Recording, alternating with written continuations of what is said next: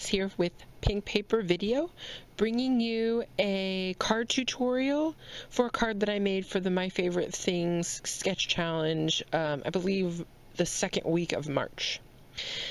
I will be featuring the new DCWV project stack, the Stencil project stack, and I'll be showing you several ways to use the stencils and all the papers from the stack to create my card today. First, I am stamping my image with Versamark ink and embossing it with white Martha Stewart embossing powder. And I know that not a lot of people use this particular embossing powder. I'm not even sure that it's available on its own, but it is a really, really good fine white embossing powder. I really like it. So it's what I use almost every time that I do white embossing, because it's good quality, and I will replace it, I guess, when I run out. As always, I've included a mistake for you, and this is me realizing that I have made that mistake. I intended to do the bunny ears both facing out when I wanted to add a little color to the middles of those, and luckily, number one, I had pre-colored this image just to make sure it was going to come out the way that I wanted. So I actually have another one of this exact same image colored basically the same way. And for the rest of the video after the coloring, I end up switching it out for the image that I colored correctly and altered correctly. And two, it does actually show you that if you were a little more dedicated to making that white more solid, the whole color of the bunny more solid, I pretty much covered up that mistake just with my colored pencils. The colored pencils that I'm using today are, I believe this is how you pronounce it, Koh-i-Noor woodless colored pencils, which if you have never seen these particular colored pencils, they're what I would probably call about a medium hardness when it comes to colored pencils, and they don't have any the barrel of them is completely made of the coloring medium and just covered in a waxy like plastic kind of, but you can put it in a regular pencil sharpener and everything. It just gives you a lot longer of a life for your colored pencils. And I tend to press kind of hard, so since these are sort of a medium softness, they don't break as easily as, say, Prismacolors. Now, since I'm coloring on craft, I'm not worrying so much. I'm not using like Gamsol or any blending, any helpers for blending other than just the pencils, because I don't strive for a realistic blend when I'm coloring on craft, just because having the craft underneath is going to automatically make the image a little bit surreal looking, and so I kind of just go with it usually. I've made him sort of a super cartoon version of this bunny, and I'm okay with that. If I wanted him to be more realistic, I probably would have used alcohol markers,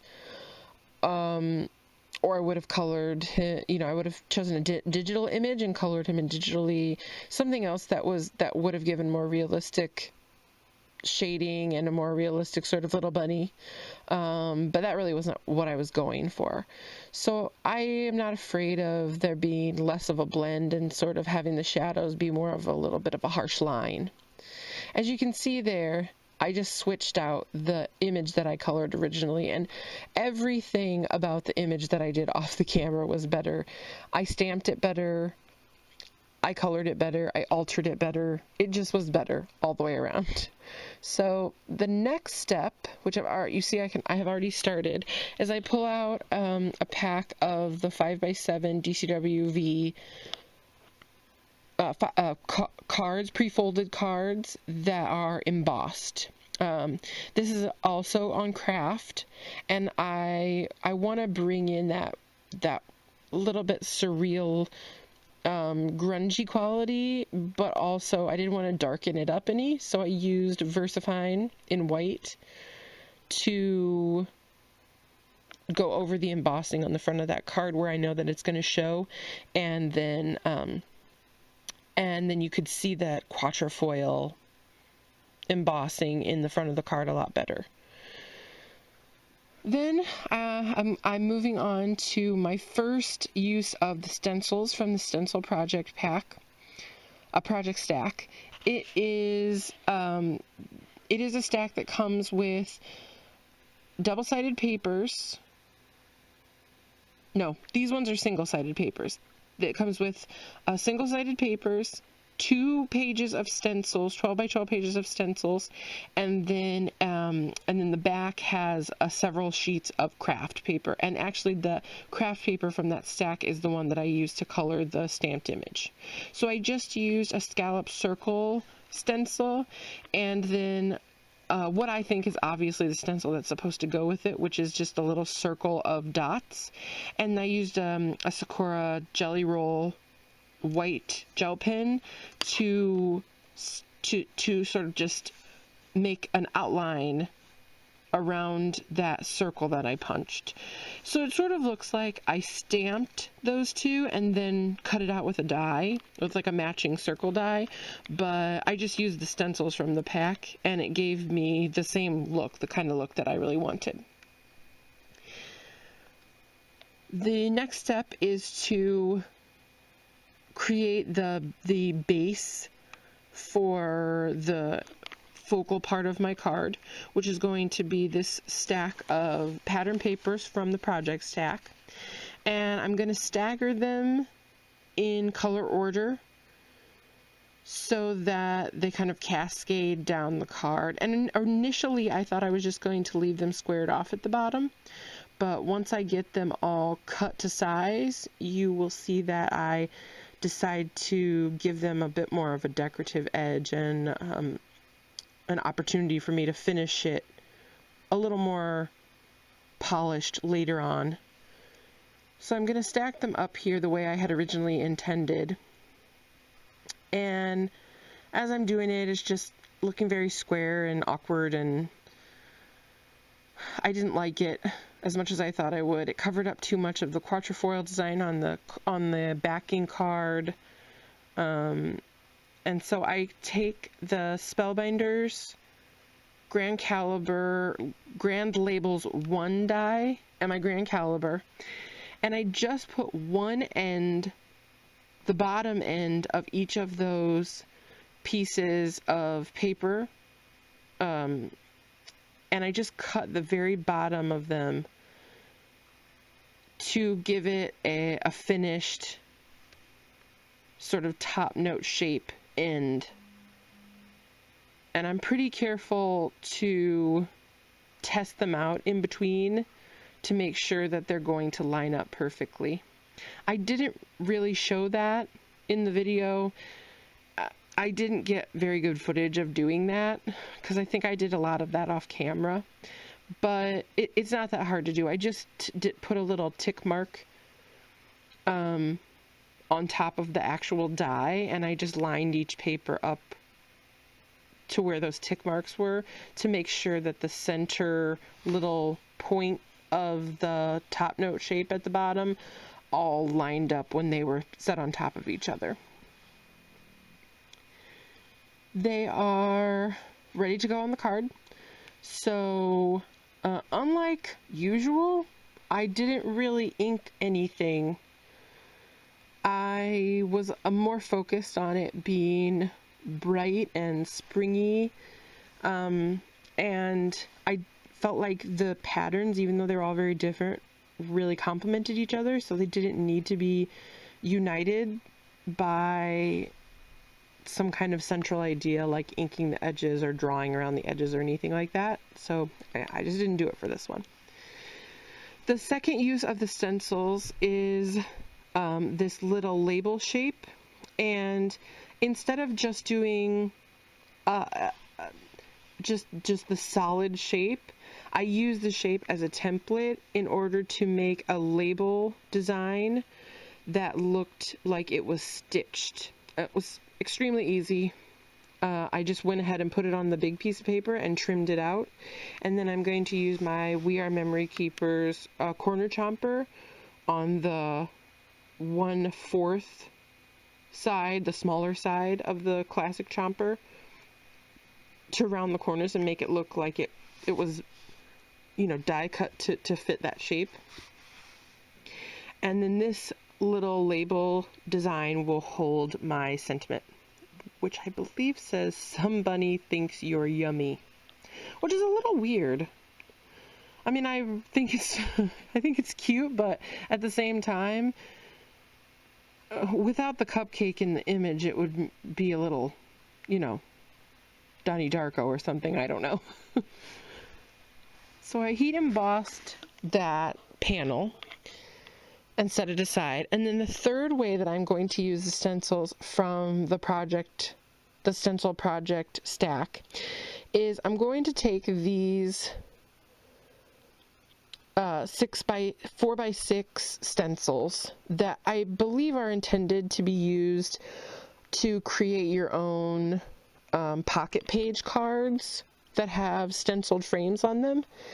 And I actually, just for easier storage and easier use, I went ahead and cut each design so that it was actually in a 4x6 size. The stencil was in a 4x6 size.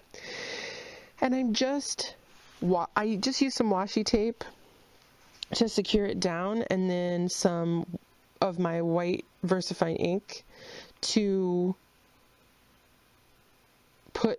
put a design onto a few strips of the craft paper. And what I'm going to use these for is I'm going to cut them into banner strips and use them as embellishments on my card.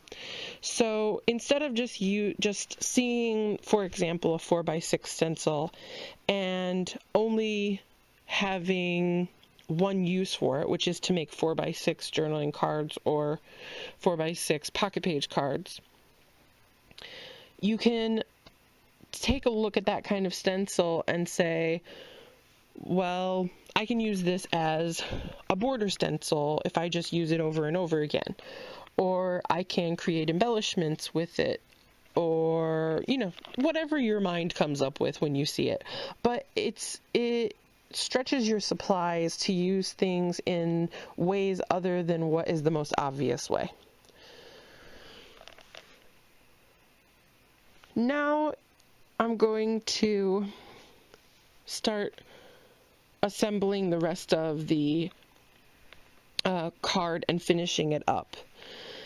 These are the little banners I created, and the reason that I cut those two was because I really should have made them longer. I'm gonna layer the first stencil embellishment, the circle stencil that I made. I'm gonna layer that on top of those banners, and when I tried it out, as I was laying everything out to figure out what design I wanted exactly, it just wasn't, you couldn't see all the work I had done on the little flags, on the little banner shapes, and it just didn't, they weren't big enough. So since that circle is going to be covering up the middle, I just cut them in half and moved them to where I needed them to be so that you could see the designs that I put on, and presto, you have exactly the size embellishment you need. Then the circle with the stencils is the perfect place to put my bunny and my sentiment, and I'm just layering up some adhesive here. I'm using a combination of, I believe that's probably about a 1/16 of an inch and about an 1/8 of an inch in depth, just so everything is flat. So I just layered it up in the same order that I put each of those kinds of adhesive on the rest of the layers. And then I just put a little bit of that same, the 1/16 of an inch adhesive, the smaller one, on the bunny to make it that whole thing flat with the sentiment. The last touch I'm going to do is I'm going to lay my Spellbinders label stencil label back on to each of the first 3 colors. It didn't really show up on the polka dot, and put a little bit of a stitch around it. So that's the card for you today. Here's some close-ups. All the other information is going to be in the description box, and here are the products that I used on this card. Thank you so much for joining me. Have a nice day.